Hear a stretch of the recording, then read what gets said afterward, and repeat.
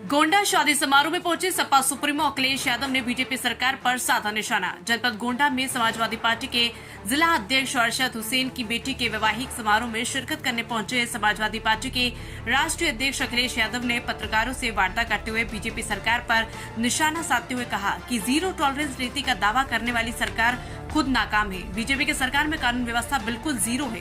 यहाँ तक कि जो भी बड़े भूमाफिया सक्रिय हैं वो सब बीजेपी सरकार के नेता हैं।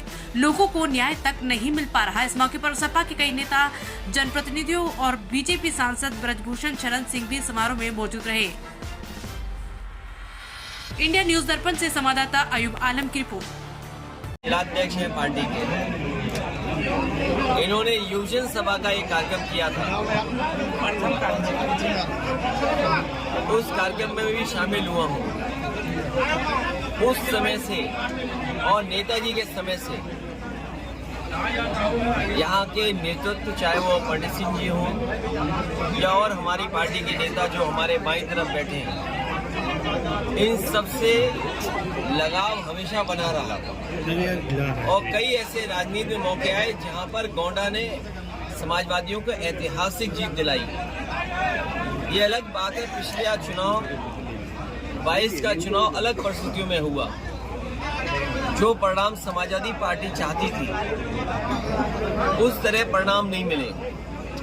2019 में भी जो समाजवादी पार्टी का समीकरण और परिणाम की उम्मीद थी, प्रदेश की सरकार जो पिछले बार 5 साल मिले और फिर लगातार सरकार चल रही है। वहाँ भी जो देश के प्रधानमंत्री वो 10 साल से हैं, जो यहाँ के मुख्यमंत्री हैं वो भी 6-7 साल हो गए उनके, और ये तीसरा बजट पेश होने वाला है।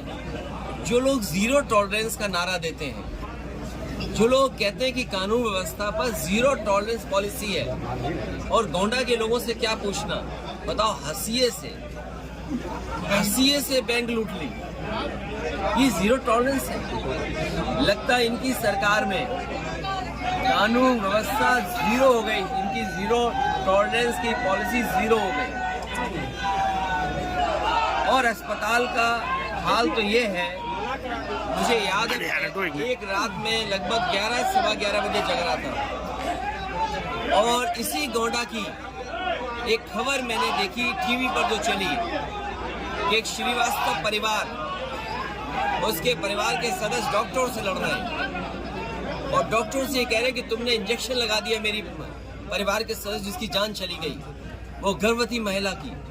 वो दिन और आज का दिन, बताओ स्वास्थ्य व्यवस्थाएं क्या है, बच्चों की कितनी जान जा रही है। अगर कोई गर्भवती महिला है, कोई पीड़ित है, बीमार है, क्या इलाज संभव है?